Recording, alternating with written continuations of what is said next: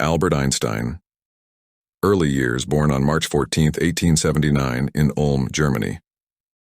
Albert Einstein.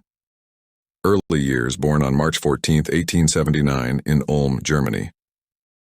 Academic struggles, faced challenges in traditional schooling. Academic struggles, faced challenges in traditional schooling. Swiss citizenship, became a Swiss citizen in 1901. Swiss citizenship, became a Swiss citizen in 1901. Theory of relativity, published in 1905. Theory of relativity, published in 1905. Nobel Prize, awarded in 1921 for the photoelectric effect. Nobel Prize, awarded in 1921 for the photoelectric effect. Zionism, supported the establishment of a Jewish homeland. Zionism, supported the establishment of a Jewish homeland. Humanitarian efforts, advocated for civil rights and pacifism. Humanitarian efforts, advocated for civil rights and pacifism.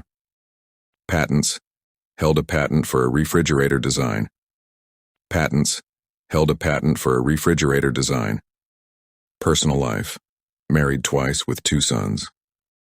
Personal life, married twice with 2 sons.